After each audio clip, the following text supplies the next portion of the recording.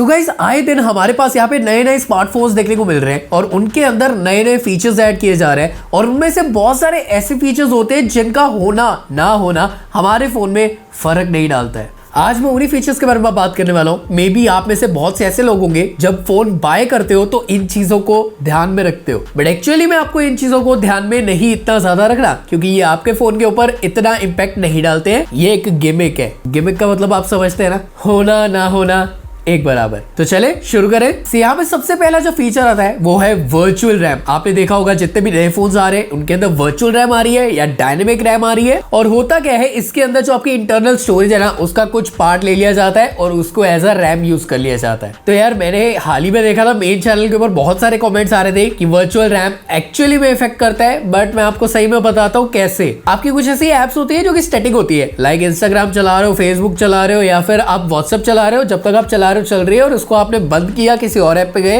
वो रुक जाती है, वो रैम में बैठ जाती है। बट कुछ ऐसी एप्स जैसे कि हमारी गेम्स हैं वो थोड़ा सा बैकग्राउंड में चलती रहती है, या फिर गाना app, Spotify app, Apple music जो कि हम बैकग्राउंड में रन करवा सकते हैं, वो जी रैम के अंदर स्टोर होती है। जी रैम थोड़ा सा एक ऐसा पार्ट होता है रैम का जो कि बहुत ज्यादा फास्ट होता है और उसी के अंदर बैठती है हमारी ये वाली एक्टिव एप्स जो कि हर वक्त चलती है बैकग्राउंड के अंदर। और इनको चलाने के लिए हमें एकदम से तेज वाली रैम चाहिए होती, और जितनी मर्जी फास्ट स्टोरेज हो हमारे पास, UFS 3.1, UFS 3.0 कोई भी हो, इतनी फास्ट नहीं आती कि हमारी एक्टिव एप्स को चला सके। तो हमारी अगर UFS 3.1 को चेंज करके थोड़ा सा हमने वर्चुअल रैम ले भी लिया तो हमारी एक्टिव एप्स वहां पे नहीं चल पाएगी। यानी कि अगर आप BGMI खेल रहे हो या फिर एपेक्स लेजेंड्स खेल रहे हो तो वहां पे कुछ फर्क नहीं पड़ता, आपकी वर्चुअल रैम का ऑप्शन है भी तो वो वाली गेम्स वहां पर नहीं चल सकती है। तो भैया फर्क नहीं पड़ रहा। मतलब ये जो वर्चुअल रैम है ये हल्का फुल्का छुट्टू मुट्टू सा इफेक्ट डालती है स्टैटिक एप्स पे, इंस्टाग्राम, फेसबुक वगैरह। अगर आपका बहुत ज्यादा लो एंड फोन है, वर्चुअल रैम को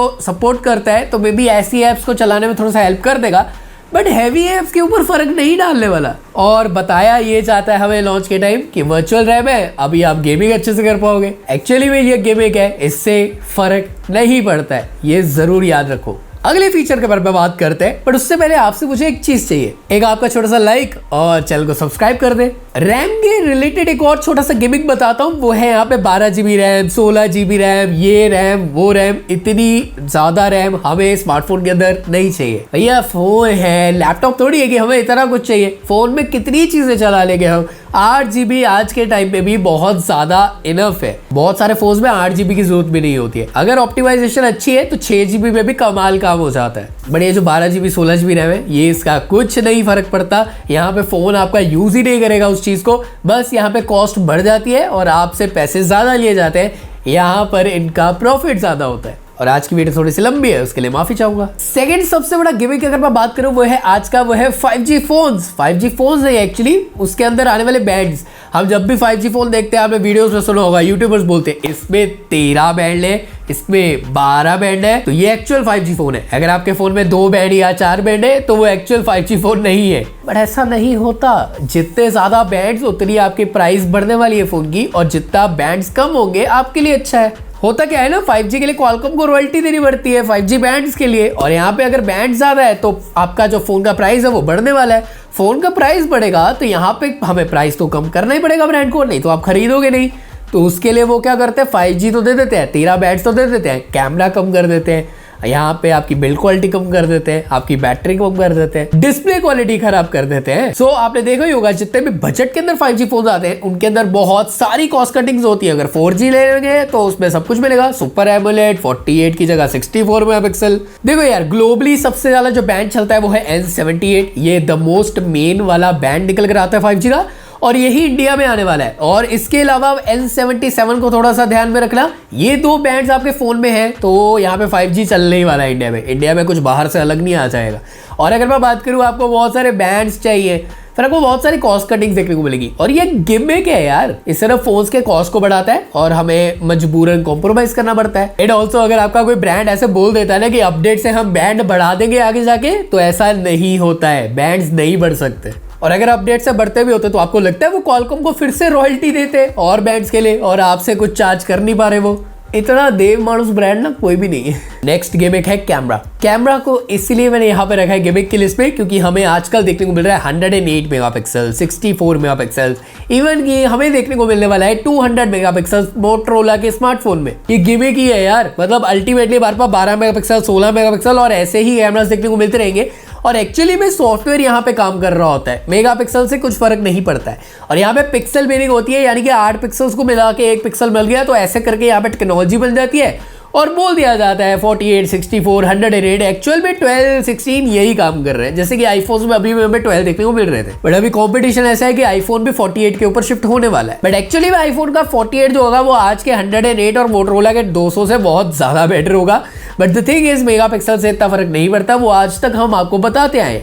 बट यहाँ पे जो 108 मेगापिक्सल है ना, ये कॉस्ट जरूर से बढ़ाते हैं क्योंकि इसके अंदर पिक्सल बिनिंग की टेक्नोलॉजी के लिए पैसा खर्चा जा रहा है। तो यहाँ पर इनको ब्रांड्स को थोड़ा सा पैसा ज्यादा देना पड़ता है, सोनी, सैमसंग या फिर ओमनी विजन को। तो यहाँ पे नंबर गेम चलती है, जितना ज्यादा नंबर उतने लोग खुश हो जाएंगे। बट एक्चुअली में आपको नहीं खुश होना है, आपको ये देखना है कि सेंसर कैसा है और यहाँ पे सॉफ्टवेयर कैसा काम करता है। ये 108 मेगापिक्सल के कैमरे से अगर हम फोटो खींचते हैं ना, तो फोटो अच्छी इसलिए आती है क्योंकि सॉफ्टवेयर ऑप्टिमाइजेशन बहुत अच्छी है।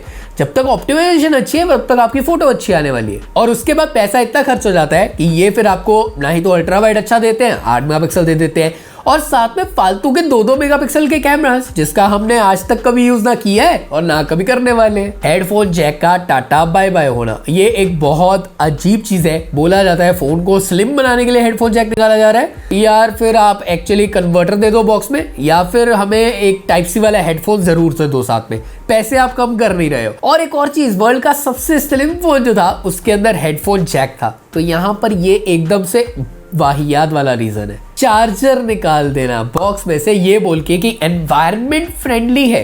तो गाइज हम जब चार्जर नहीं मिल रहा फोन के साथ और हमारे पास ऑलरेडी घर पे फास्ट चार्जर नहीं पड़ा, तो हम लेंगे ना, परचेस करेंगे और वो भी पैकेजिंग के अंदर आएगा, तो वहां पर भी वेस्ट बढ़ रहा है। एक्चुअली में चार्जर निकाल रहे हो तो या तो आप फोन की कॉस्ट कम कर दो, वो भी नहीं होती है, फोन जितने के आते थे उतने के ही आ रहे हैं और चार्जर निकल रहा है। तो यहाँ पे ना ही तो हमसे पैसे कम लिए जा रहे हैं और ना ही हमें चार्जर दिया जा रहा है, एनवायरनमेंट भी सेव नहीं हो रहा है। बेस वेरिएंट्स, जब यहाँ पे स्मार्टफोन्स अनाउंस होते हैं तब बताया जाता है कि एक बेस वेरिएंट होगा जिसका प्राइस बहुत कम होगा और उसके ऊपर के वेरिएंट्स होंगे जिनका 1-1, 2-2 हज़ार बढ़ता जाएगा। और जब फोन सच में सेल पे आते हैं तो बेस वेरिएंट हमें मिलते ही नहीं है। और एक्चुअली में आपने यूट्यूबर से सुना होगा कि बेस वेरिएंट ही लेना चाहिए क्योंकि वो ही वैल्यू फॉर मनी है। बट एक्चुअल में बेस वेरिएंट्स अवेलेबल ही नहीं होते। Remember Redmi Note 10 Pro, the best mid range budget वाला स्मार्टफोन कह सकते हैं, तो यहाँ पर वो वाले में बेस वेरिएंट मिला ही नहीं कभी, बहुत ज़्यादा लेट जाके मिला था। क्यों? क्योंकि ऊपर वाले वेरिएंट्स में कमाई अच्छी होती है, बेस वाला बेचते ही नहीं। अपडेट्स एक बहुत बड़ा गिमिक है। आजकल ब्रांड्स क्या करते हैं, बोल देते हैं 3 साल 4 साल अपडेट देंगे और इसके दौरान ये सिर्फ बीटा अपडेट्स ही देते रहते हैं और ये कहते हैं कि हमें 4-5 महीने लग गए अपडेट के ऊपर टेस्टिंग करते हुए। मतलब 4-5 महीने अगर टेस्ट ही कर रहे थे तो हमें मिलना चाहिए एकदम से स्टेबल, बट यहाँ पे ऐसा कुछ होता नहीं है। अपडेट आता है स्टेबल वाला, बट उसके अंदर भी बग्स होते हैं। तो फिर 4-5 बीटा निकाल के तुमने किया क्या, ऐसा क्या उखाड़ लिया कि उसके बाद भी स्टेबल अपडेट हमें मिला ही नहीं। तो अपडेट भी एक बहुत बड़ा गिमिक है, ये ब्रांड्स हमें सिर्फ उलझाए रखते हैं और हम उलझे रहते हैं। तो गाइज आई होप आपको वीडियो अच्छी लगी होगी, ऐसी और अतरंगी बढ़िया वीडियोस आपके लिए लाऊंगा। आज की वीडियो थोड़ी लंबी थी, माफ कर देना, बट कोई नहीं, इन्फॉर्मेशन अच्छी थी, उसके लिए आप चैनल सब्सक्राइब कर सकते हैं। तो मैं आपको मिलता हूँ नेक्स्ट वीडियो में, तब तक कीप चेजिंग योर ड्रीम्स।